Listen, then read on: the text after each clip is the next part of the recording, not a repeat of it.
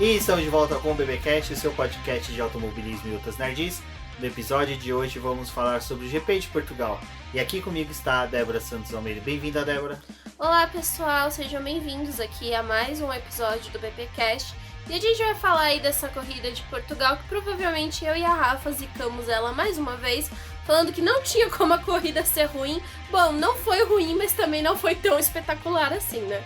Temos que lembrar aí que o pessoal que não assistiu a nossa live de quinta-feira falando do preview, né, dos preparativos para o GP de Portugal, dê uma passadinha lá, porque a Débora e a Rafa deram uma zicadinha assim na corrida, bem como elas convidaram a Bruna Limatea lá do Q3 Podcast para fazer parte da zica do Boletim do Paddock contra corridas e também contra pilotos. Bom, mas antes de prosseguirmos, vamos falar com vocês mais uma vez e recordá-los da nossa campanha de financiamento coletivo e contínuo do Apoia-se, e que é por ela que nós obtenhamos os nossos rendimentos, a nossa fonte de renda para manter o Boletim do Paddock. Ele é muito importante porque nos auxilia no pagamento dos servidores, softwares e plugins que são utilizados no site na edição de vídeos e edição de podcast. Lembrando também que você pode auxiliar a gente de outras formas compartilhando este podcast que você está ouvindo agora. Vocês também podem auxiliar no crescimento do Boletim do Paddock acompanhando o nosso canal no YouTube e também aderindo à campanha lá de membros. Também é uma outra forma de auxiliar aqui os nossos trabalhos do podcast e no site. Então também confira a nossa campanha de membros lá no YouTube. Não se esqueça de se inscrever no canal e também, né, já deixar o seu comentário em algum dos vídeos, adicionar os nossos vídeos aí e acompanhar todo o nosso conteúdo que também vai ser disponibilizado por lá.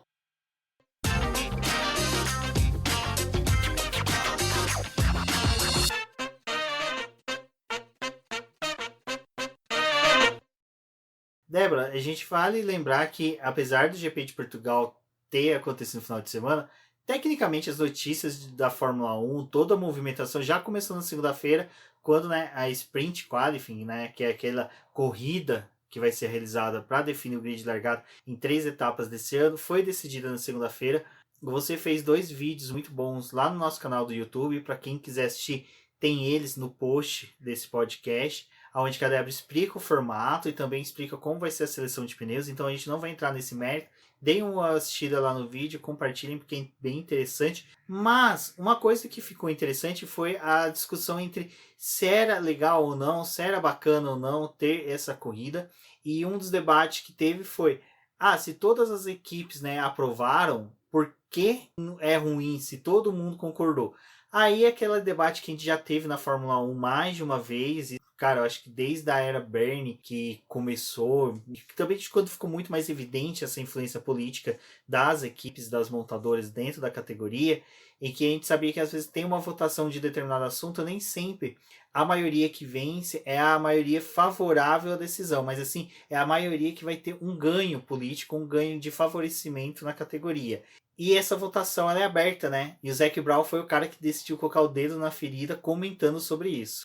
Foi bem interessante que a gente trouxe até um pouco dessa discussão ali na quinta-feira na nossa live com a Bruna e com a Rafaela Oliveira do Garota da F1. A gente conversou um pouco sobre isso, né? Porque a gente levantou vários pontos sobre a Sprint Qualify e a gente começou a até levantar algumas coisas que poderiam ser ruins para as equipes pequenas, né?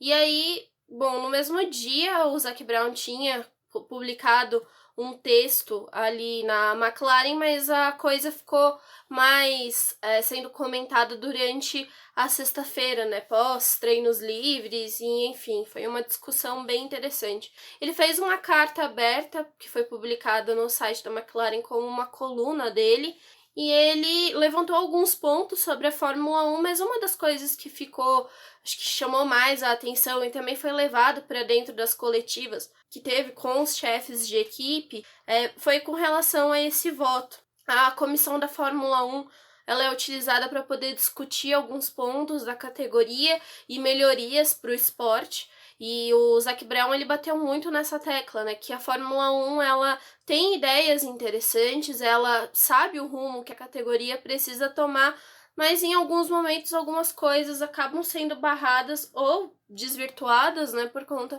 dessa questão dos votos.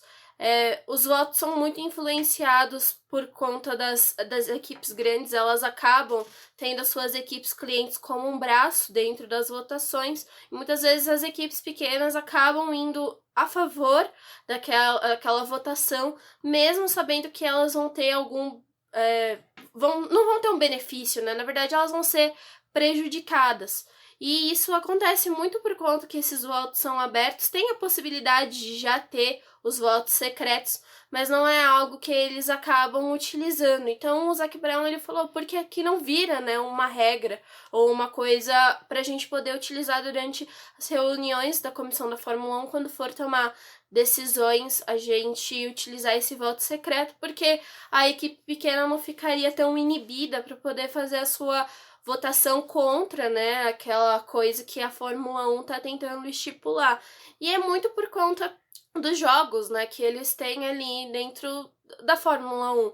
A Mercedes, ela é uma das grandes fornecedoras atuais de motores dentro da categoria, então ela tem sim uma influência, apesar do Toto Wolff ter sido perguntado a respeito disso e ele falar, não, mas a gente não influencia as nossas clientes, né? Na realidade, a gente sabe que influencia, né? Ano passado, para quem se lembra, quando teve a Racing Point ali, que a Renault entrou com uma cartada para poder tentar provar que o carro da Aston Martin, né, da Racing Point, era ilegal, teve umas equipes ali que tinham sim já o motor da Mercedes, que entraram também para poder brigar junto com a Renault, e daqui a pouco elas estavam tirando o corpo fora. Então e a Mercedes, né, não tinha entrado nessa briga. A Renault apresentou o protesto, a Williams apresentou, a Ferrari apresentou e a McLaren apresentou. McLaren e Williams, que são hoje clientes da Mercedes, e a Williams, que já era cliente da Mercedes, retirou o protesto. E vale lembrar que uma coisa que até a Débora fez texto o ano passado, que a Renault tirou o protesto depois que ela fechou um acordo com a Mercedes com troca de tecnologia, com as duas com troca de informações. Então, ou seja, nenhum almoço sai de graça na Fórmula 1. Nada sai de graça. E é por isso que o Zac Brown acabou batendo nessa tecla, né? Porque isso acaba influenciando, sim, é jogo de equipe. Ter o voto secreto não quer dizer que vai acabar completamente a influência das equipes grandes em cima das suas clientes. Ainda vai ter um jogo, não uma pressão, porque essas conversas elas podem ser feitas por fora. Mas, em algumas decisões, pode ajudar, né, as equipes a retirarem um pouco esse peso delas, né, e elas votarem contra algo que elas sabem que não vai beneficiar eles.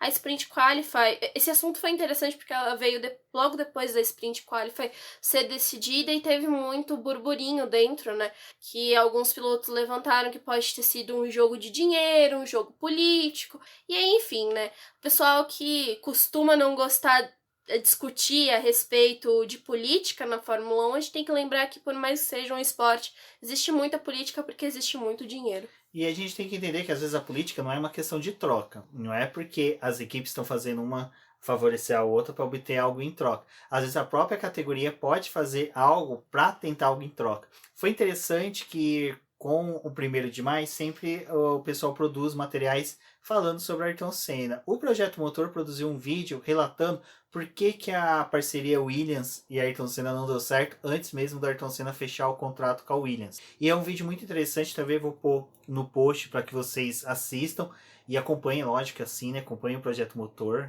produz um material excepcional. Nesse vídeo eles explicam uma passagem que é bem interessante, que o Max Mosley, presidente da FIA na época de 1993, queria, né, retirar a parte eletrônica, todo esse domínio eletrônico que estava tendo na Fórmula 1.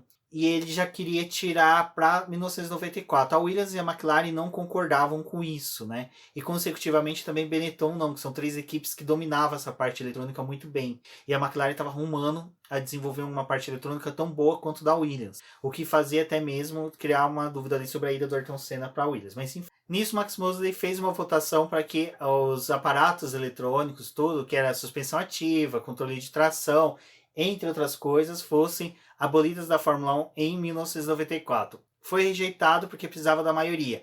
Williams e McLaren votaram contra. Então Max Mosley simplesmente falou, tudo bem, vocês votaram contra, eu posso decidir, eu decido que vai sair no meio do campeonato deste ano, de 1993.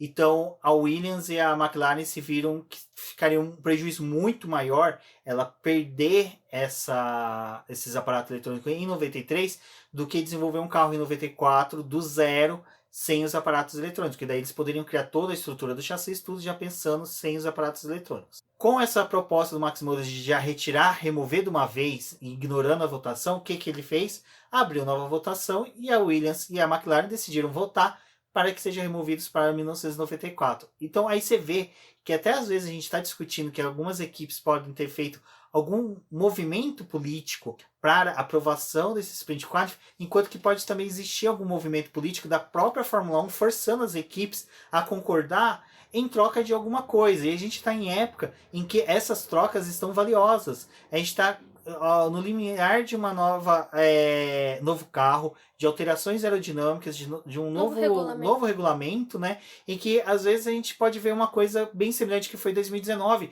Uma das equipes apresentar um aparato técnico, como foi o difusor duplo lá da Brown de 2009, em que esse jogo político seja necessário. A gente não sabe o que as equipes estão fazendo. Às vezes as equipes descobriram algo que o regulamento proíbe, mas ela vai precisar de uma vista grossa da FIA. Então ela pega, faz esse jogo de troca. Tá bom, a gente aprova o Qualify aí, esse Sprint Qualify por um ano, faz 3 etapas. Se não der certo, a gente cancela, vai para outro esquema. E tem também a questão do teto orçamentário, que é algo que também está sendo muito discutido, né? O que mais vai entrar nas regras das equipes ali para poder entrar no corte de gastos. Então tem muita coisa mesmo que, por mais que a gente saiba de algumas, outras fica bem distante da gente, porque é algo muito decidido ali dentro das equipes, né? A gente teve até aquele mesmo acordo ali da Ferrari com a FIA, da questão do motor, que até hoje ninguém nem conseguiu vazar o que realmente foi acordado, né? Mas aconteceu. Então, é realmente assim, né? A Fórmula 1 não é só um esporte, também tem todo esse jogo político por trás. Bom, então, resumidamente, o que a gente queria trazer para vocês era isso. É bem interessante a gente acompanhar o cenário da Fórmula 1 nos próximos dias, porque a gente vai saber o desdobrar dessa discussão aí, que até o próprio Zac Brown já levantou, que existe uma briga aí interna de forças entre equipes e montadoras e a própria Fórmula 1.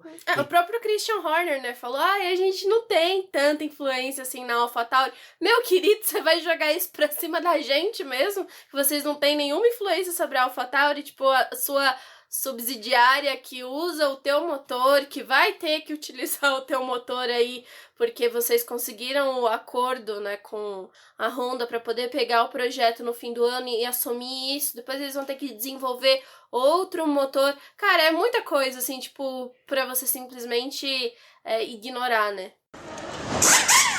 Agora vamos diretamente para Portimão, né, para a etapa do GP Lusitano. E assim, a gente antecipou bem, né, Débora? Porque é um circuito que, olha, ele é formidável. Eu falei pra Débora, eu tô com muita vontade de um dia viajar para Portugal para fazer uma visita nesse autódromo. Não precisa ser uma etapa, sabe, da Fórmula 1. Pode ser uma etapa de qualquer corrida, sabe, de carrinho de bacalhau. Mas eu quero ir lá, porque parece ser uma pista muito da hora. É uma pista que a gente conheceu ela no ano passado, mas tinha algumas discussões, porque tinha sido recapeada recentemente também, teve o problema de, durante o fim de semana, do pessoal escorregando muito, saindo, enfim. E aí, para esse ano, quando Portugal voltou para o calendário, muita gente gostou, porque é um circuito muito, acho que, variado, assim, né? É bem diferente dos outros que a gente tem durante a temporada. Ele tem muito sobe e desce, muita curva que é cega. É um circuito que acho que dá uma dinâmica bem interessante para a Fórmula 1 e era mais uma oportunidade de ver a categoria lá, né? Afinal, Portugal perdeu o seu GP e essas duas corridas marcaram o retorno da categoria à pista, né, a Portugal, mas num circuito diferente. O Algarve foi construído também com a intenção de receber a Fórmula 1, mas só agora teve essa oportunidade, né, por conta da pandemia. Então, dentro do que a Fórmula 1 também está planejando aí para os seus calendários futuros, acho que tem muita gente que gostaria que esse circuito permanecesse.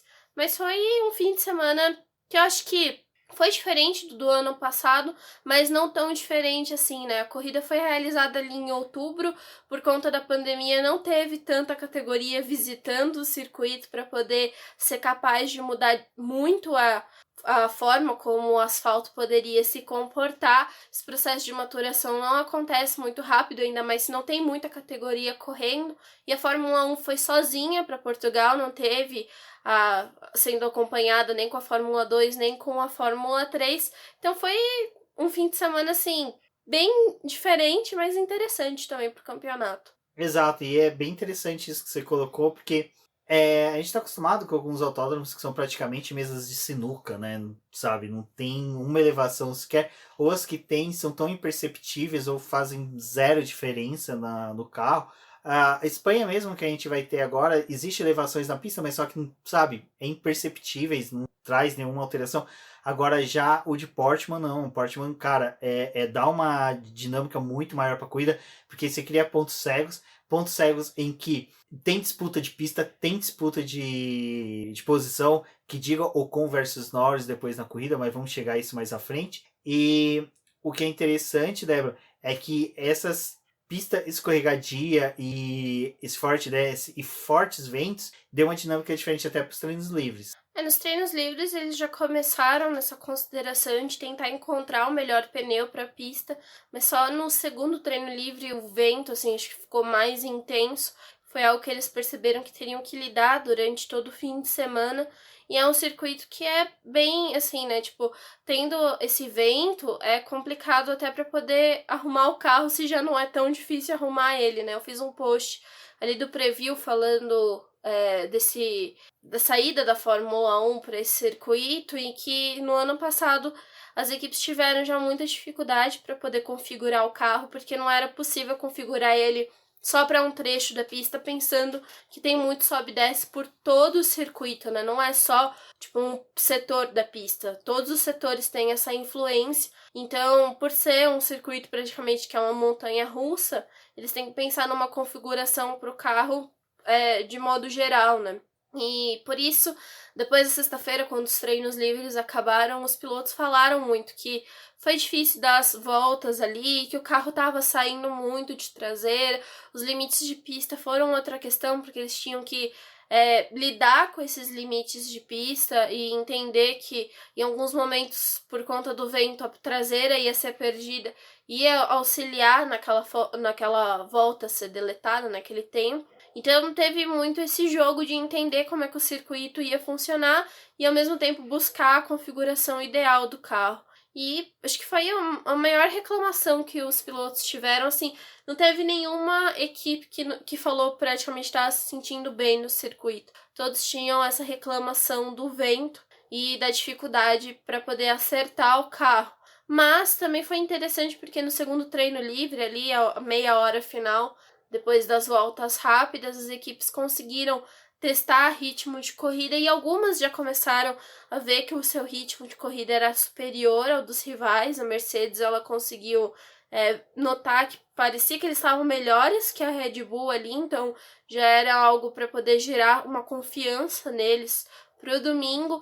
E as outras equipes também estavam nessa coisa de tentar entender o ritmo do carro deles e, né, buscar sim um carro para a corrida, porque para a classificação ainda ia ter a questão dos ventos, e a gente notou que na classificação mesmo os tempos de volta ali do Q1 do Q2 eram melhores até mesmo do que o do Q3. E essa questão do vento é uma coisa que é interessante a gente ver, porque é igual para todos, porém diferente. Todos estão, como poderia dizer, prontos para receber uma rajada de vento, mas só que assim, às vezes você não recebe na primeira parte da pista, outro recebe na segunda parte da pista, outro recebe na terceira, alguns recebem sentido oposto, outros no sentido que tá indo.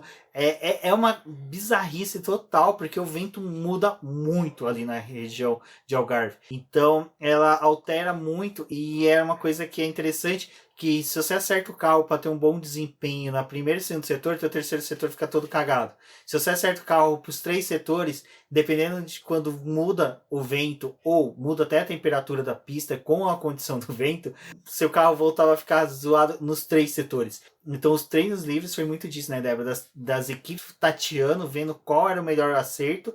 E no final, né, a gente viu que no Q1, Q2 e Q3 ficou bem misturado essa questão, né? De que algumas equipes conseguiam ter um acerto melhor do que tiveram nos treinos livres, outras já não conseguiam tanto. Não tem como todos os carros saírem bem, então, obviamente, pegar o vento, dependendo do momento que você tá na pista, faz diferença.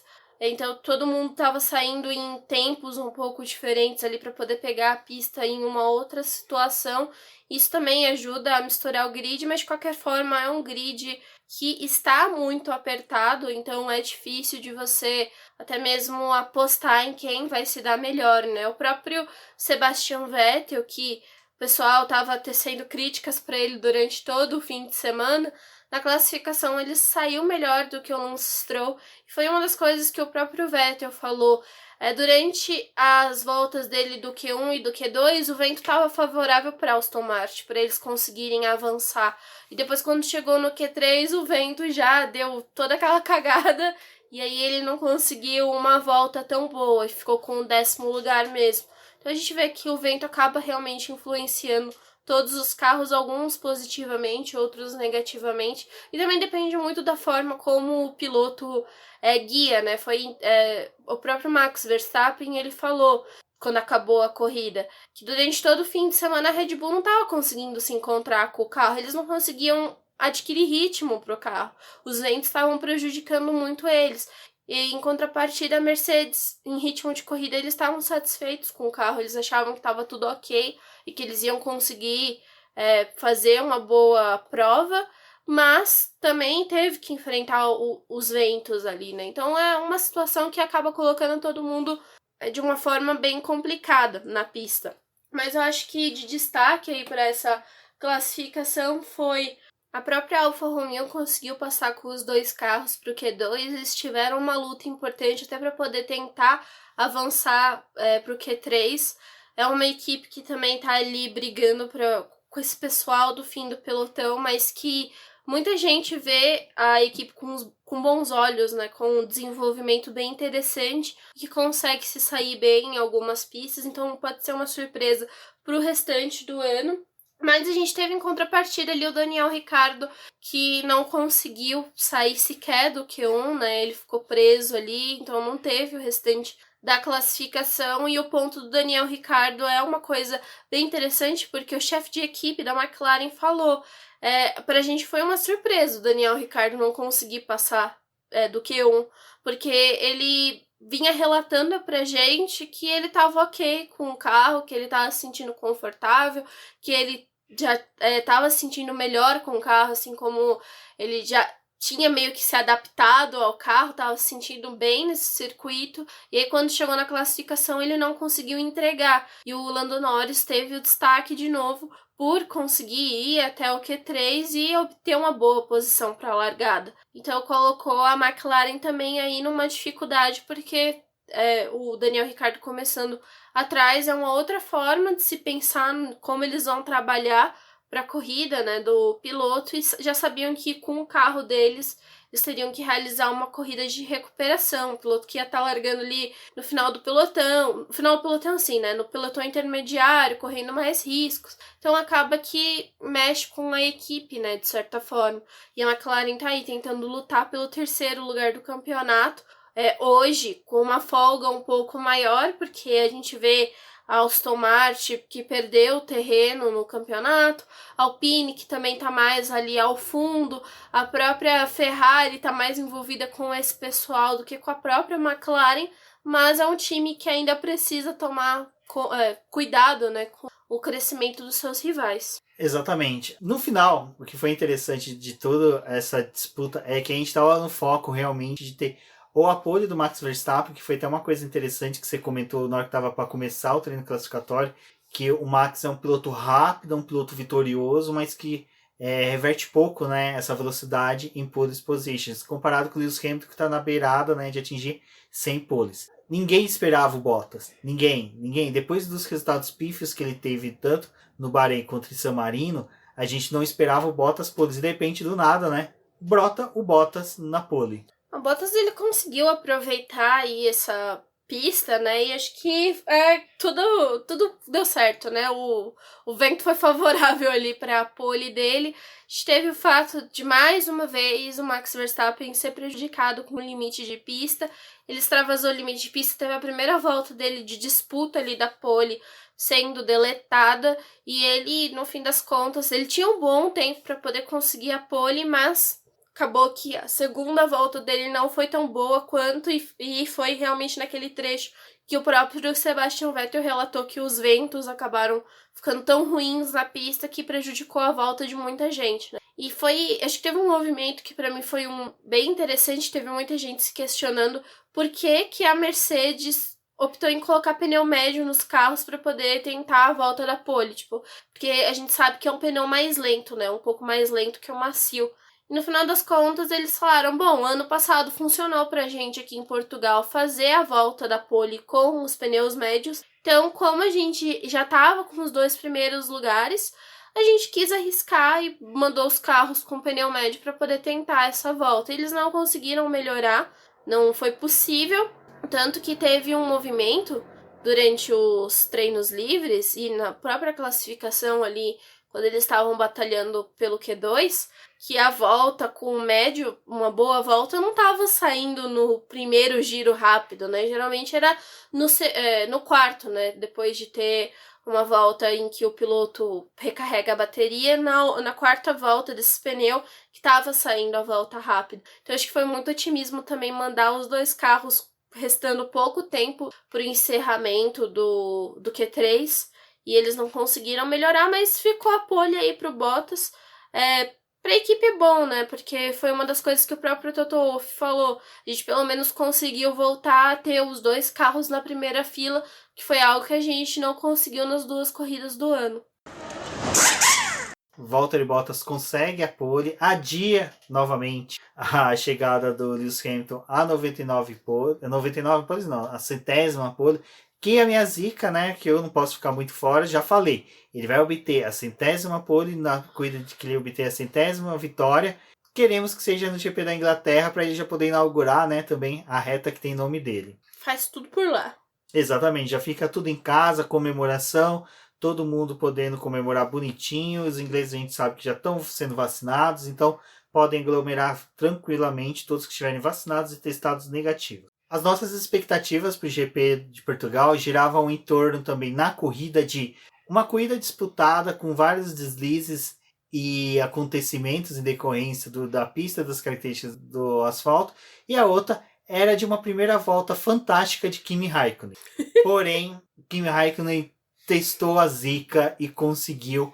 Olha, algo que eu juro, eu não me recordo mesmo, eu tento puxar bem assim da memória, algum GP que o Kimi Raikkonen tenha falhado tão miseravelmente como ele falhou em Portugal. Ai, gente, olha, foi difícil aguentar aquela volta ali do Raikkonen, porque nem foi uma volta, né, praticamente. No segundo giro ali, que eles estiveram na pista, o Raikkonen bateu no Antonio Giovinazzi, né, na traseira, e por sorte, gente, foi muita sorte, assim, aquele pneu não estourar, sabe? Parabéns, Pirelli, por ter feito um pneu tão resistente pra ele não furar, porque, olha, aquilo ali só... Ai, nem sei o que aconteceu naquela corrida. Mas o Raikkonen teve esse deslize, né? Eu acho que é muito doido, né? Porque ele se culpou, né? Ele não quis botar culpa em ninguém, ele falou que o único culpado era ele mesmo, porque ele aproveitou a reta pra poder fazer um ajuste no carro, no volante.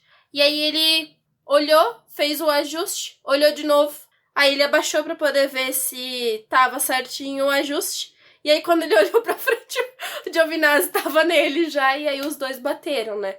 E aí a asa dianteira dele foi completamente danificada, entrou pra baixo do carro, e a única coisa que restou pra ele foi abandonar a corrida.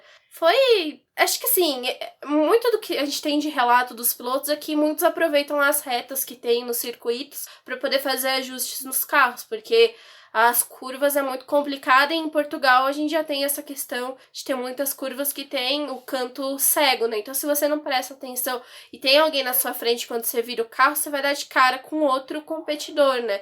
Principalmente nesse momento ali que era o início da corrida, tava todo mundo muito perto. Então aproveitar a reta para fazer isso é bem interessante, né? Só que deu tudo errado. Eu achei uma pena porque, como você comentou, né, a Alfa Romeo foi uma surpresa, tá sendo uma surpresa até mesmo no calendário. Parece que o motor adulterado da Ferrari casou bem com esse chassi deles. Eles estão tendo uma crescente muito boa. O Giovinazzi estava bem nesse final de semana, correu bem até. Correu até mais que o Raikkonen, né? Tá num ritmo melhor do que o Raikkonen. Então isso é uma perspectiva boa para a equipe, mas infelizmente, né, parece que...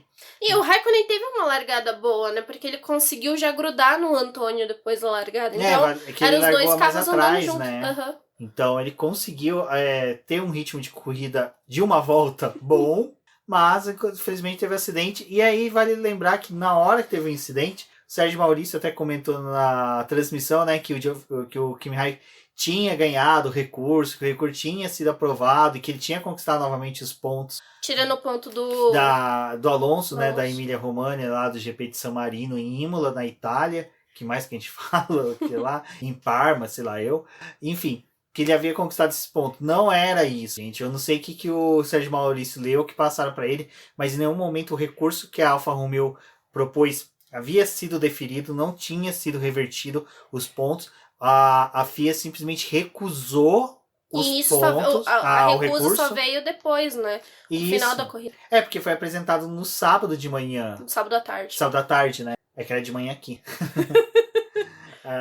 Então, enfim, teve isso, né, Débora? Explica melhor, porque eu acho que você tá mais inteirada do que eu sobre isso. No outro programa que a gente fez, a gente explicou como é que foi a punição do Raikkonen, então eu não vou entrar em detalhes de novo, mas também tem post lá no BP explicando detalhadamente como que o Raikkonen foi punido, mas a Alfa Romeo, ela decidiu que cabia um recurso ali e eles tentaram argumentar com a FIA, né, e com os comissários, então eles entregaram um recurso no final do sábado para poder tentar retomar esses pontos aí da Alfa Romeo, porque eles sabem que vai fazer a diferença, né, principalmente nessa disputa aí com a Aston Martin e a Alpine, é interessante que eles tivessem conquistado esses pontos. Então eles levaram, né, esse recurso para poder dizer que teve, acho que essa confusão, eles tentaram se explicar, e os comissários, eles viram que, assim, bom, o recurso que a Alfa Romeo está apresentando pra gente é interessante, porque não teve uma largada parada, foi uma relargada que eles tiveram em movimento,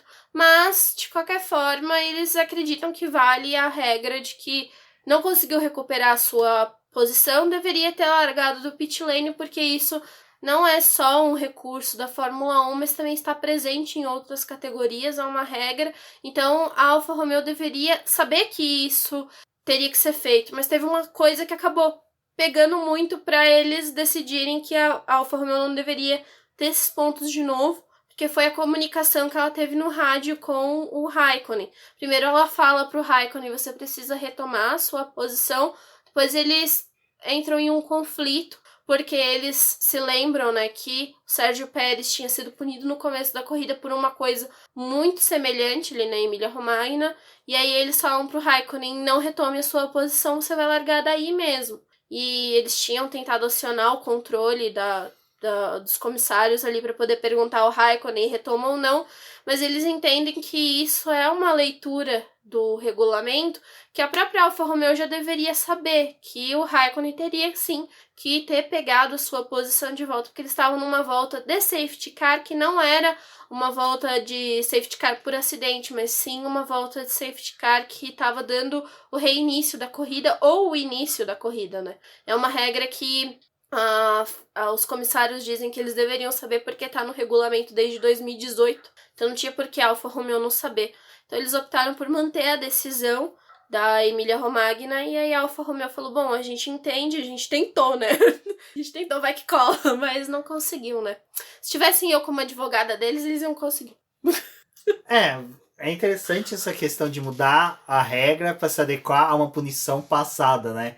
Tipo, quebra todas as perspectivas e, tipo, todas as regras de direito, de legislação, Cara, é ridículo. Eu achei. E isso é uma coisa que tava começando a me incomodar com a Fórmula 1.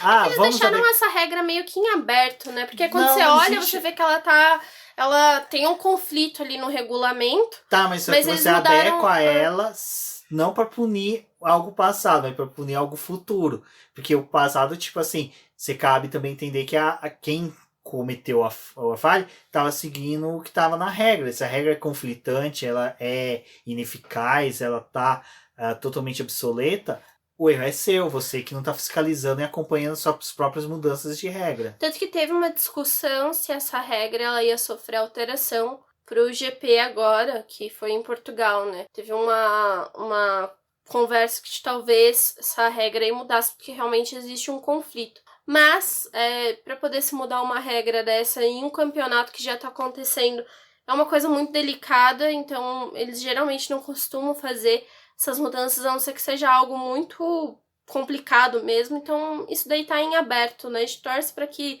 em 2022 isso daí seja revisto e que não tenha mais uma punição como essa, né? Mas aconteceu. Vale a discussão, porque com certeza a gente vai ver muitas outras falhas, principalmente essa nova dinâmica que os diretores da Fórmula 1 tá querendo de punir todo mundo por qualquer coisa. Basta um piloto piscar pro outro dentro do carro que eles estão querendo punir, então vai ser que o Mazepin não pune. Exato, né? Quem deveria ser punido. Mas a gente teve ali a largada, tipo, Bottas largou surpreendentemente bem. Parece que. Milagre. Um comentário que eu fiz no Twitter parece que ele sabia que aquele carro que ele tava anterior até em Imola não era um carro bom, daí ele deixou o Russell destruir, pegou um carro bom, agora tá conseguindo correr, né? Mas o carro apresentou uma falha no meio da corrida ali pro final, que atrapalhou ele também. Então a normalidade foi restaurada no universo Bottas. Mas Lewis Hamilton também conseguiu, né, cara, senhora de uma corrida, conseguiu fazer uma estratégia perfeita. Max Verstappen também, sabe, fazendo uma corrida excepcional. Eu acho que era o máximo realmente que aquele carro poderia entregar.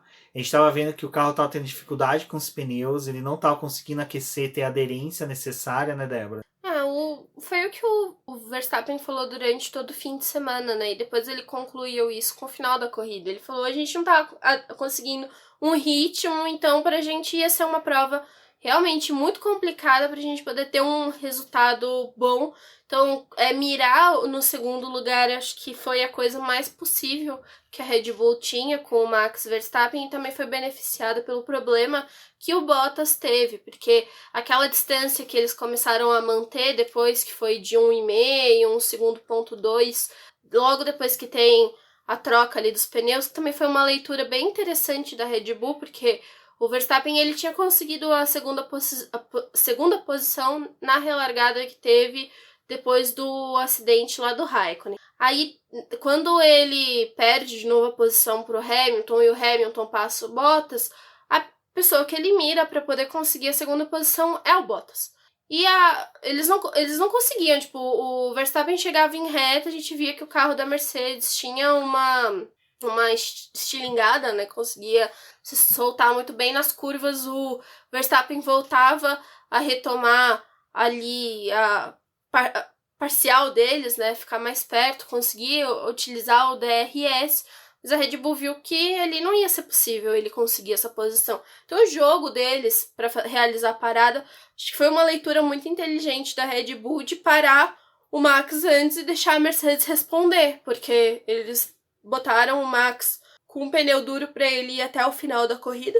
Foi bom também, porque eles não tinham mais pneus macios pro final da prova, então ele ia ter que dar muitas voltas com o pneu já usado, então colocaram um pneu duro para ele conseguir fazer o restante da prova.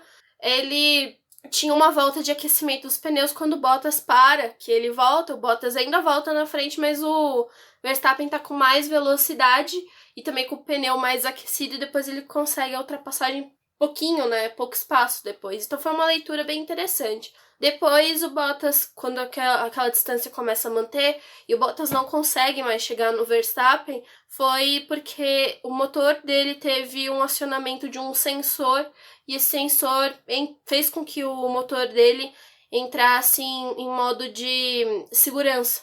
Então ele começou a manter uma potência, uma linearidade, mas eles não conseguiam fazer mais nada. E aí ali ele ficou conservando a terceira posição. Foi bom porque o Pérez também não conseguiu chegar no Bottas, porque ia ser um risco se o Pérez tivesse conseguido para poder ultrapassar o Bottas, ele teria, né, chance. Então a corrida do Verstappen foi administrada muito por conta disso. Assim, a gente tinha, olhando, né, durante todo o cenário do fim de semana, foi uma pista que estava mais favorável para a Mercedes. Mercedes conseguiu se encontrar e o carro da Red Bull não funcionou mesmo ali. Uma das coisas que o Rubens falava muito enquanto a gente estava assistindo a corrida era da forma como o carro da Mercedes ele grudava muito no chão, como ele conseguia grudar e aderir realmente à pista, ainda que a Mercedes estivesse tendo dificuldade também com saída, quase as mesmas coisas que a Red Bull, mas em um nível menor. É bem interessante porque na sexta-feira, quando acabou os treinos livres, a própria Mercedes falou: pra gente foi um começo de fim de semana bom, a gente encontrou o ritmo, mas o nosso carro tá danificado por conta da pista, sobe e desce as batidas, por causa do carro dele ser mais baixo, danificou um pouco o carro. Então também é uma surpresa, né, o domingo deles ter sido tão bom, porque essas coisas acabam perdurando pelo restante do fim de semana. E essa disputa entre eles foi bem interessante, que ficou locado lá na frente, mas só que um pouco mais atrás a gente tinha, por exemplo, como eu comentei no começo, né, que a gente viu disputas entre Lando Norris e o Ocon, principalmente na primeira volta, depois, durante o transcorrer da corrida, o Ocon disputando posições, o Lando Norris disputando posições, mas eu acho que o destaque maior é pro Lando Norris, que conseguiu, né, ele tá se mantendo no campeonato em terceiro lugar, à frente, né, do Valtteri Bottas. Então, é uma situação bem interessante da gente ver o quão o Lando Norris está conseguindo, né, entregar com o carro da McLaren. Questão do Ricciardo a gente vai deixar depois para comentar um pouquinho mais de lado, mas o Lando Norris está conseguindo entregar todas aquelas expectativas que tinham sobre ele neste ano. Eu acho que ainda dá para poder colocar o Daniel Ricciardo nessa situação, porque é uma das coisas que, quando teve a chegada do Daniel Ricciardo para a McLaren, a aposta era que o Daniel Ricciardo ele ia se acostumar muito rápido ao carro e que ele ia conseguir entregar o resultado que a McLaren queria. O Lando Norris ele foi muito jogado de escanteio como um piloto que ninguém acreditava, que achava que ele ia ser o escudeiro do seu companheiro de equipe, né? Então, por falhas que o Lando Norris teve, mas também por ser um piloto mais novo e ter um pouco menos de conhecimento. O Lando Norris ele tá tendo acho que uma grata avaliação aí por parte do pessoal da Fórmula 1, mas acho que até por nós aqui, porque ele realmente tá mostrando que essa coisa dele ter trabalhado com a McLaren esses anos e ter sido essa cria da McLaren tá funcionando muito bem. Ele já estava no time, então já sabe com as pessoas que ele está trabalhando, mas ele tem uma leitura do carro diferente do Daniel Ricciardo, né? Enquanto eles estão ali trabalhando para o Daniel Ricciardo entregar, o Lando Norris, ele já não é essa preocupação que eles têm, né? A preocupação com o Lando são outras. E ele tá realmente conseguindo garantir e andar ali na frente e travar disputas importantes. A classificação do Lando Norris também não é uma classificação ruim, ele tá vindo bem. E essas entregas tá fazendo diferença para a McLaren. Então é um piloto que é bom isso, porque o Lando foi uma das coisas que a própria Sônia pontuou num texto que ela trouxe sobre o amadurecimento do Lando Norris. Isso tá se provando, né? Que aquela vontade que ele tinha de mostrar que, putz, vocês estão me julgando muito mal, eu vou conseguir bater o Daniel Ricciardo, ou pelo menos eu vou tentar fazer o meu melhor para poder bater o Daniel Ricciardo. Essa motivação de ter um piloto que é conhecido como maior tá funcionando pro psicológico do Lando Norris e para ele entregar mais. Então, assim, as corridas do Lando estão sendo boas, esse resultado dele foi mesmo um resultado interessante. Ele conseguir terminar na 5ª posição e superar a Ferrari foi um bom ponto aí, principalmente para essa disputa do campeonato. O do Ricciardo é até uma coisa que até eu fiquei assim, tô me atacando no Twitter porque eu falei do Ricciardo. É que assim, o pessoal, todo mundo começou a descer a lenha na McLaren, falando que o pit stop da McLaren tinha arruinado a corrida do Ricciardo. Mas a gente tem que lembrar que o Ricciardo abandonou a classificação no Q1, largou bem, mas o pit stop da McLaren há anos é desastroso. É uma coisa horrível. Eu sou McLarista e a minha maior vergonha do mundo é a pit stop da McLaren. Pra vocês terem uma ideia, se eu fosse uma pessoa que fosse levar meus pais, minha família para conhecer a McLaren, eu ia falar, nossa, aqui é a parte histórica da McLaren, os carros perfeitos da era do Ayrton Senna, do carro do Prost, Lauda, aqui os carros do Kimi, do Mika, aqui nós temos toda a parte da fábrica do carro, que fabrica os carros esportivos, aquela parte que é a escura, ridícula, fedorenta, que é o pit stop, ninguém vai perto, tá bom? Porque aquilo ali tem que ser excluída. Porque realmente a McLaren ela faz um pit stop ridículo há anos. É até interessante que quando saiu esse Sprint Qualifying, que a gente noticiou, conversou com o pessoal lá dos apoiadores do grupo do WhatsApp do Boletim do Paddock, que é um dos benefícios que você pode ter sendo um dos apoiadores do Boletim do Paddock, e é bem interessante que o bate-papo lá sempre é muito bom, é bem enriquecedor. O Will Mesquita falou assim, do Papaya Orange, né? Ah, eu tô feliz esse sprint não vai ter pit stop, não tem como a McLaren errar. Realmente não tem como a McLaren errar. Mas só que o erro da McLaren foi tão prejudicial ao Daniel Ricciardo? Não foi. O pit stop do Lando Norris foi de 3.8, do 3.8 não, desculpa, de 3.6. O do Daniel Ricciardo foi 4.8, então a diferença foi de 1.2 para os dois. O Daniel Ricciardo, ele voltou atrás do Pierre Gasly 1.2. Então, de qualquer forma, ele voltaria atrás do Pierre Gasly se o pit stop tivesse sido normal. Aí o pessoal, mas ele poderia ter ultrapassado. Cara, aí você já começa a entrar em MCs muito difícil. Porque quando você volta para a pista de um pit stop, teu pneu, mesmo que ele tá aquecido com cobertor, ele perde temperatura na hora de você encaixar o pneu, fazer todo aquele manuseio, o carro começar a rodar, aquilo ali tem uma perda de temperatura que você precisa de no mínimo uma volta e meia para você aderir numa pista normal. Em Portugal, até 2 voltas. E isso é uma coisa que vocês podem ver que o próprio Bottas sofreu com o aquecimento de pneus na hora dele voltar do pit stop dele, onde que ele foi ultrapassado pelo Verstappen. Então, eu acho que assim, a McLaren errou, mas o Daniel Ricciardo, ele tá tendo uma dificuldade muito forte para poder se adaptar ao carro da McLaren e até mesmo a forma da McLaren trabalhar. Ele mesmo já se disse que não está contente com isso. Então, assim, é interessante você ver o Zac Brown falar que entende que ele vai levar algumas corridas para poder se adaptar, mas ao mesmo tempo você vê alguns membros da equipe já um pouco, sabe, meio não contente com esse tempo de adaptação que o Daniel Ricciardo está tendo.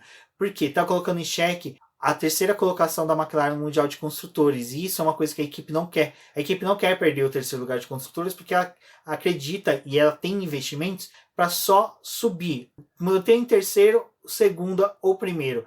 Reduzir para a quarta ou para a quinta colocação é inadmissível para a McLaren hoje pelo investimento que elas estão tendo. A equipe acabou de vender a sede que eles têm lá em Working. Ela vendeu os carros históricos dela, fez uma mega liquidação em 2019, justamente focando na manutenção do terceiro lugar do campeonato e do crescimento da equipe.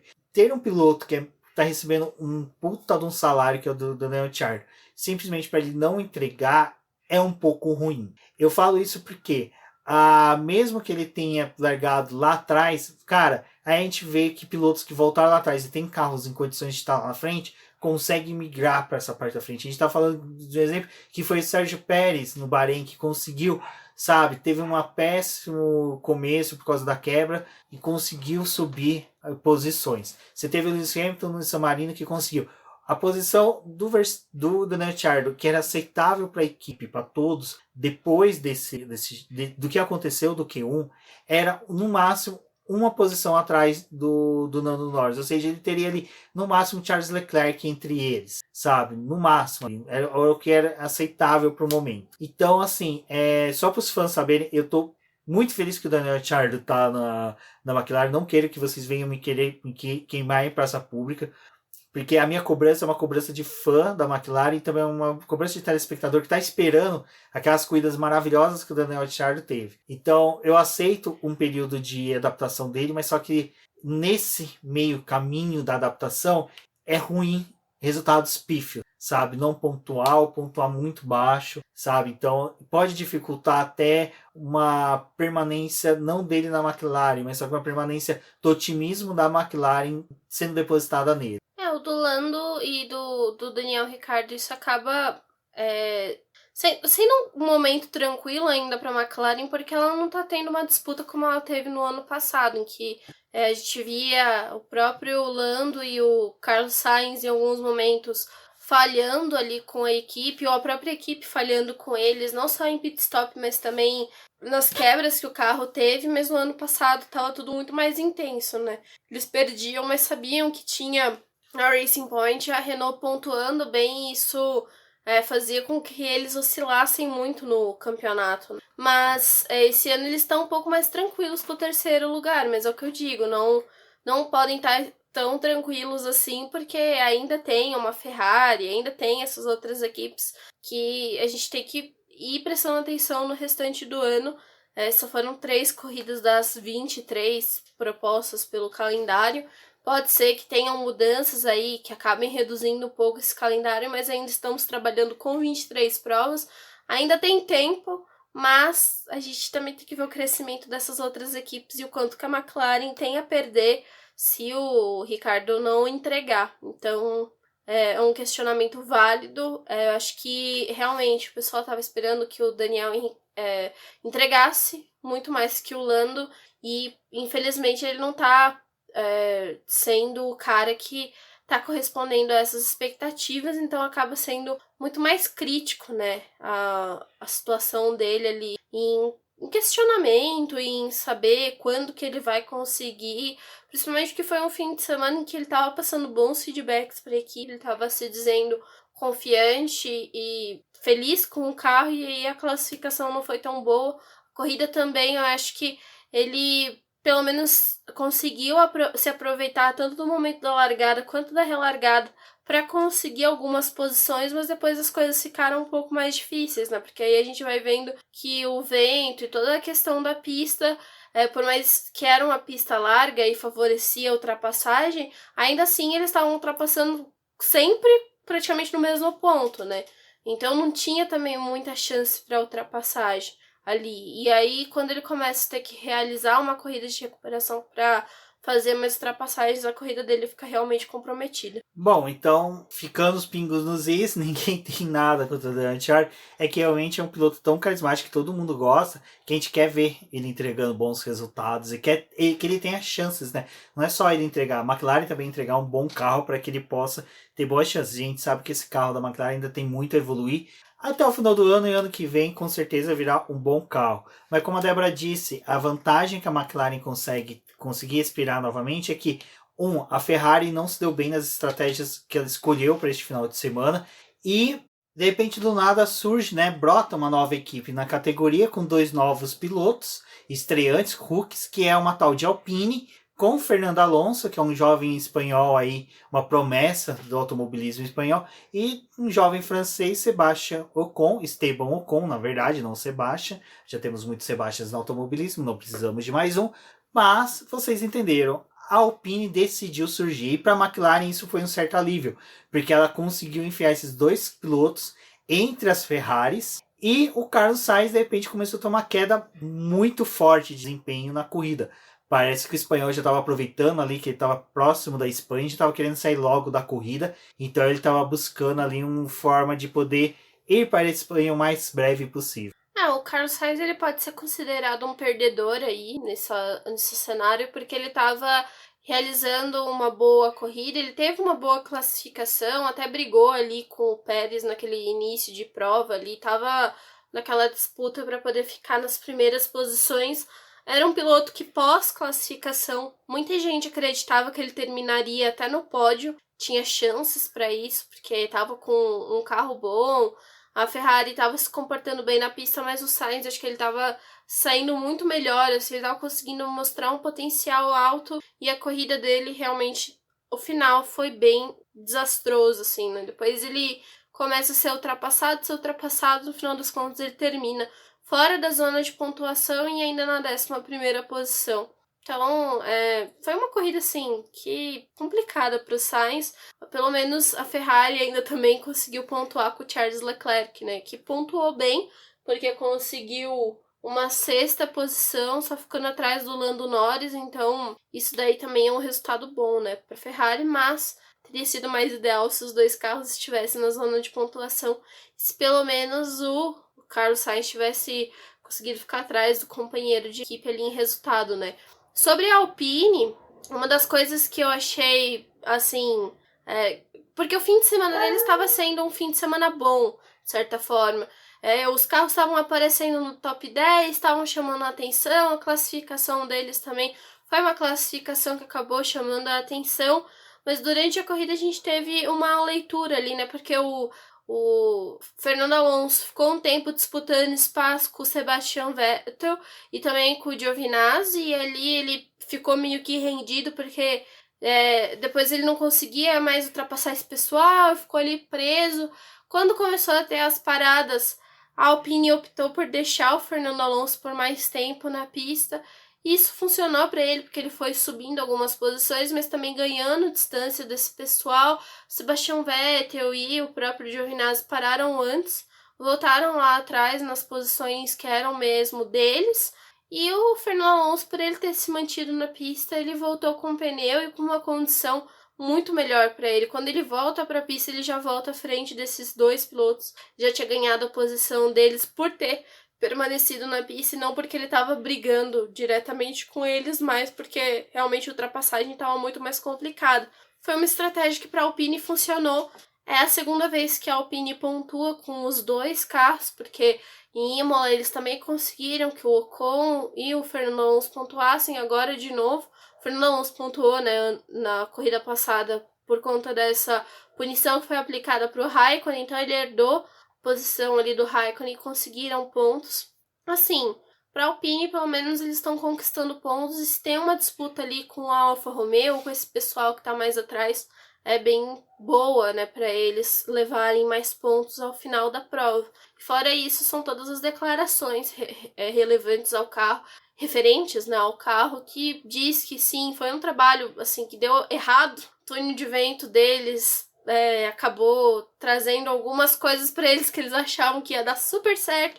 Quando levou carro e atualizações para a pista, viram que tava tudo cagado, porque o túnel de vento deu uma maluquice lá nele e ele conseguiu não entregar as coisas do jeito, os testes, né, da forma como eles esperavam.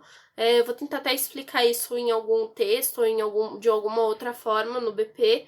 Mas eles estão enfrentando esse ano aí, sabendo que já tem muitos problemas com esse carro, foco para 2022, mas tentando tirar alguma coisa ainda de 2021, que é muito crítico para eles nesse momento. O que é legal da Alpine, que pelo menos eles entregarem um pouco agora, é que eles mantêm a diretoria em otimismo, os executivos da Renault otimistas para a permanência da equipe. Porque a gente sabe que a Renault, sabe, ela é bem bandeirinha. Pode ficar, pode querer sair, não tá fornecendo motor para ninguém, então é bem complicado isso daí. Então é interessante também, mantém o Fernando Alonso otimista para a permanência dele por mais 1 ou 2 temporadas, o que realmente eu gostaria. Eu quero ver muito ele com um carro bom, né, que entregue, que ele possa disputar, não vitórias, mas disputar como era ali na época da Ferrari, e que ele ficava ali naquele meio de pilotão, atrapalhando a galera. Coitado do Alonso, né? Justo na minha vez, vocês vão tentar inovar com o carro e dar errado.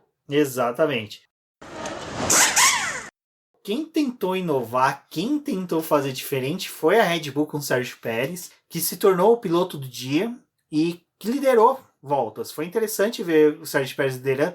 Foi muito que era na época da Sauber, da Force India ali, que o Sérgio Pérez é aquele que eu gostava do termo que o o Valese, desculpa, perdão, Valese. Mas são 2 monstros aí do podcast, vale lembrá-los sempre. Mas que o Valese dizia, né, que o Sérgio Pérez era a tartaruga em cima do poste. Ninguém sabia como chegou ali, mas uma hora ia ter que sair. Então esse foi o Sérgio Pérez ali liderando a corrida. A Red Bull fez o correto, tentou manter o máximo que ele conseguia.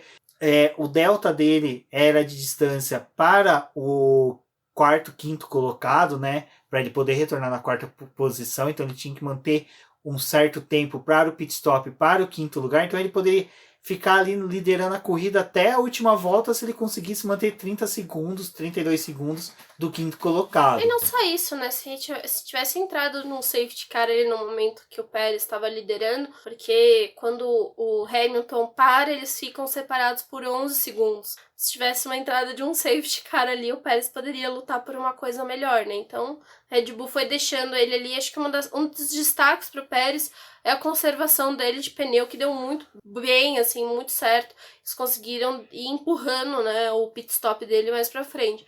Óbvio, o foco deles é o que você tava falando, não era de tentar liderar ou obter algo a mais ali, por isso que eles foram deixando o Pérez liderar a prova. Eles não sabiam que quando ele parasse ele ia voltar naquela posição mesmo dele, mas arriscaram, né? Vai que acontece alguma coisa e a gente tá aqui na frente. E um ponto que é interessante é que aí no final ele ganhou, né, o piloto do dia. Começaram as discussões porque começou aquela informação que semana passada o pessoal já estava falando que todo mundo tinha que votar no Mazepin para o Mazepin ganhar o piloto do dia, porque ia ser engraçado a Fórmula 1 entregar o prêmio para ele, comentar, postar que ele não fez nada na corrida inteira, que ele tinha ganhado o piloto do dia. Não apareceu durante a transmissão os gráficos de votação. Aí começou todo mundo, o Mazepin venceu. Aí começa aqueles burburinhos, né? Então, assim, eu não sei o quão que isso é verdadeiro do Mazepin ter vencido, sabe? Enquanto que a categoria não relatar isso, eu acho que fica muito subjetivo a gente ficar afirmando que ele ganhou e foi dado o prêmio para o segundo colocado, que foi o Sérgio Pérez, porque a Fórmula 1 identificou essa manipulação.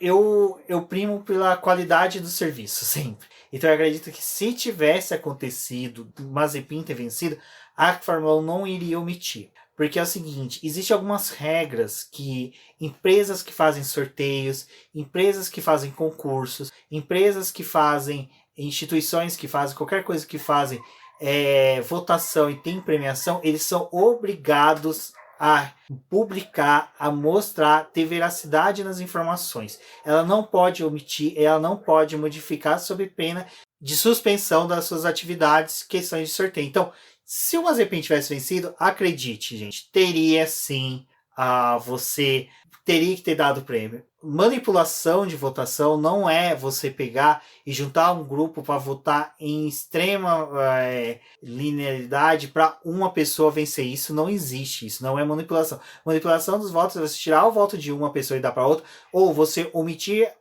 o sistema para um candidato e permitir que o outro tenha uma preferência. Isso seria manipulação de votos. Então, não teve, torcedores não conseguiram fazer o Mazepin vencer. Seria interessante. Eu sou um dos caras que eu dessa vez não votei. Eu gosto de votar normalmente quando realmente um piloto faz além do que é necessário para vencer, sabe? Fez além do que era o mínimo esperado. Nessa corrida eu não vi nenhum piloto fazer isso, me desculpe, não teve nenhum piloto que foi extraordinário, acho que todos foram bons. Não foi que nem na última corrida eu voltei pro Lewis Hamilton, porque o que ele fez de ter saído da brita, caído para trás, voltado, chegado em segundo, cara, foi uma coisa excepcional, foi sensacional. Na primeira, pelo Sérgio Pérez, que ele fez na corrida lá no Bahrein. Então, nesses casos eu voto. Que nem ontem, eu nem entrei no site para votar, nem perdi meu tempo. Então, eu acho que assim, alimentar esse rumor de que a Fórmula 1 manipulou tudo, cara, é pensar muito pequeno. E também é não ver todos os regulamentos básicos que existem dentro da própria categoria quando você assina o termo. É até engraçado que esses dias saiu um novo formato do Fantasy, a Débora jogou lá no grupo de apoiadores, a Graziela Rosa, que é uma das nossas novas apoiadores, foi no regulamento e falou, não, mas tem isso, isso e aquilo, tá, beleza, você tem essas regras que são impostas quando tem sorteio, mas só que daí você tem o regulamento, as regras gerais de sorteio de disposição de informações. A Fórmula 1, ela é obrigada legalmente, todo mundo que tem site, nós também do BP, temos que seguir as regras brasileiras e internacionais que estão incondizentes com a nossa legislação sobre mostrar o que realmente são as informações oficiais que a gente tem, de informações, da onde que a gente obtém dados, essas coisas. A Fórmula 1 segue essas legislações, essas regras também. E uma delas é que quando você abre qualquer tipo de concurso, premiação, você não pode omitir ou alterar os resultados. E se você fizer, você tem que esclarecer, você tem que ser transparente. Então, ficar nesse rumor de que o Mazepin venceu e deram pro Sérgio Pérez, cara, desculpa, é ridículo você ficar calculando isso, sabe? O Sérgio Pérez simplesmente venceu, foi uma corrida típica assim para ele, porque ele conseguiu liderar, mas também nenhum piloto foi brilhante. para poder ter uma disputa de votações. A gente não teve nenhum piloto assim que se destacou, que você falou, minha nossa, esse cara foi foda pra caralho, correu muito, liderou, fez isso, fez aquilo, foi o pica das galáxias da corrida. Não teve. Foi uma corrida normal, foi uma corrida simples. Foi dentro do roteiro do que a gente espera da Fórmula 1. Ponto. Então, cara, simplesmente não venham com teoria de conspiração, não venham com essa de que o Mazepin venceu, e porque o Mazepin foi patético na corrida, ele já está sendo patético em outras atividades, então ele não precisa de uma premiação para escancarar o quanto que a população mundial, fãs de Fórmula 1, odeiam esse cara. Eu acho que foi até um questionamento, né, do Pérez ter ganhado, porque ele realmente fez a corrida dele, não teve tanto um destaque. Acho que se fosse para poder dar piloto do dia para algum desses pilotos, não sei, tipo, é uma votação que nessa corrida ficou meio estranho aí para quem decidir quem seria o piloto do dia. Talvez eu tivesse votado no Lando Norris se eu tivesse votado, porque acho que, pelo menos, em leitura de campeonato, a corrida do Lando Norris foi bem interessante. Bom, o Mazepin continua tendo destaque de uma coisa que ele não merece, mas enfim, né? A gente continua falando principalmente das bizarrices que ele faz, como andar 1 minuto atrás do Mick Schumacher e tomar 2 voltas do líder. É complicado, né? Não sei o que esse menino tá fazendo na categoria. Sabemos, dinheiro. Mas até quando que vão manter ele ali? Porque não faz o mínimo esforço para poder tentar melhorar, né? A performance dele tá sempre tendo um jeito muito ruim de se comportar na pista. Até teve um lance que foi curioso do Mazepin esse fim de semana, que foi quando o Mick Schumacher passou ele durante um dos treinos livres. Ele falou, ué, por que esse cara tá me passando? Tipo, só voltou só colheu o que você plantou, que você tava fazendo isso com outros pilotos, tomou uma invertida aí do companheiro de equipe, né? Do Pérez, eu acho que tem uma coisa que foi engraçada, pelo menos, que foi o Lewis Hamilton ultrapassando ele na pista, falando, bom, por que esse cara não tá recebendo bandeira azul aí? Ele tá fazendo o que aqui? Aí a equipe fala, né, você tá disputando posição com este cara, que você tá achando que deveria estar atrás de você. Porque o Pérez se manteve ali na pista antes de fazer a parada dele, então foi só uma coisinha que foi engraçada, né, dos rádios do Lewis Hamilton, achando que o Pérez era o piloto que deveria estar tomando bandeira azul, tanto que foi num dos lances, né, que o Pérez foi prejudicado com o Mazepin, que o Mazepin ignorou as bandeiras azuis que estavam sendo acionadas para ele, e depois disso ele foi punido com 5 segundos e ainda perdeu um ponto da superlicença por ter ignorado, né, porque é uma coisa de segurança, e também é algo que se entende que um piloto que está andando na posição ali do Mazepin, está tomando volta de líder da corrida, deveria ter saber claramente que tinha que entregar a posição, né? Porque ele não tinha nada que tá lutando com os pilotos ali da frente. O Pérez teve uma destreza em se controlar ali para não fazer uma besteira e não acabar estragando a corrida dele. Então, é por isso que eu falo, não teve ninguém excepcional nessa corrida, então é por isso que o Pérez ganhou. E o Pérez, a gente tem que lembrar que ele tá aumentando a torcida para ele. Ele é um cara que sempre teve uma boa torcida, principalmente dos latinos, e ele, depois do ano passado, da temporada monstruosa que ele fez, e desse ida dele para Red Bull, aumentou o número de fãs, então aumentou a visibilidade dele, é consequência para ele poder conseguir. Sabe, ele foi realmente o único piloto que fez algo fora da caixinha durante a corrida toda. E o Mick Schumacher também, né? Que o Mick Schumacher conseguiu ultrapassar o Nicolas Latifi numa das disputas mais sensacionais que teve no final de semana. Vale o registro de que Russell e Mick Schumacher são os dois guris que estão carregando suas equipes nas costas.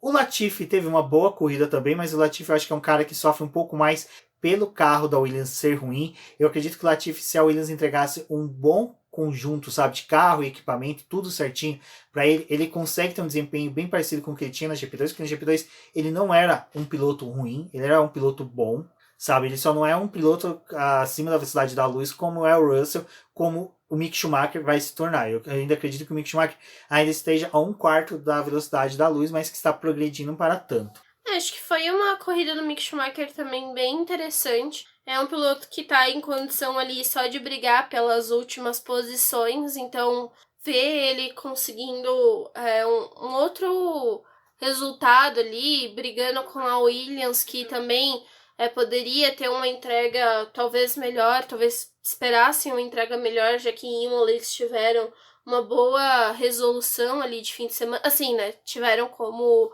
andar bem, o Latifi tinha protagonizado umas voltas interessantes ali em classificação, mas infelizmente os 2 carros não terminaram a prova em Imola, e agora em Portugal também ficou aquela expectativa para poder saber se a Williams ia conseguir ou não entregar, e foi um fim de semana ali para eles que estavam andando nas últimas posições, sem brigar por pontos, mas que teve a Haas entrando em conflito com eles, e um conflito muito mais interessante, porque o Mick Schumacher conseguiu disputar a posição ali com o Latifi.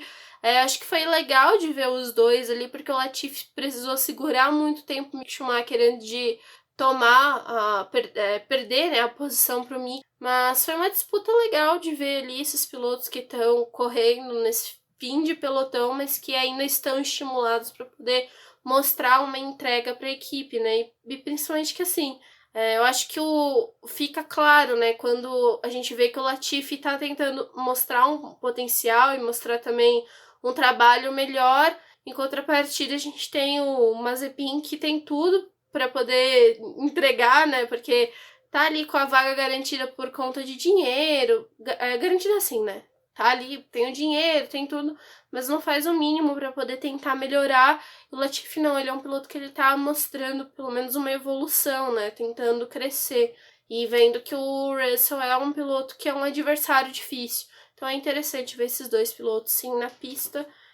O Mick realmente merece esse destaque aí. Bom, outra coisa que é interessante são as lives que a gente faz lá no Boletim do Paddock, no nosso canal do YouTube. Então, se você está ouvindo o nosso podcast e ainda não é inscrito no nosso canal, vai lá, se inscreva, deixe seus likes nos vídeos quando você assistir, comente, compartilhe. Isso é muito importante para o nosso crescimento em todas as plataformas. Então, ouviu esse podcast, compartilhe, dá um screenshot, marque a gente nas redes sociais, auxilie a gente a saber identificar como é que está nosso público para que a gente possa melhorar nossos serviços aqui, que é lógico, sempre atendendo a vocês e também criando tudo aquilo que a gente gosta, porque a gente faz isso daqui exatamente porque a gente gosta de conversar com vocês, quer passar para vocês o maior número de informações daquilo que a gente colheu no final de semana. Então não se esqueça, terça e quinta às 20 horas no canal do YouTube tem lives. Essa semana vamos fazer já na terça-feira o review, né, do GP de Portugal, comentando outros pontos, batendo um bate-papo. Então vá nos comentários, converse com a gente, lance perguntas também para a gente poder conversar. E na quinta-feira tem o preview aí do GP da Espanha, onde que a gente vai comentar do que a gente espera para o GP da Espanha e também algumas notícias que vão surgir até lá. Bom, eu sou o Jacobino de GP Neto, agradeço a todos que ouviram o Boletim do Paddock e o BBcast até aqui. Acompanhe a gente pelas redes sociais, um forte abraço e até a próxima. Eu sou a Débora Almeida, no Twitter como The Flowers. Acompanhe o trabalho do Boletim do Paddock em suas redes sociais, mas também lá no nosso site, onde a gente tem os textos de review da corrida, outras notícias. Passem lá também para vocês se informarem, porque é uma informação mais rápida que a gente consegue trazer no site. Depois a gente vai explicando outras coisas para vocês aqui no podcast, também nas nossas lives e em vídeos publicados lá no nosso site, no nosso YouTube. Então até uma próxima.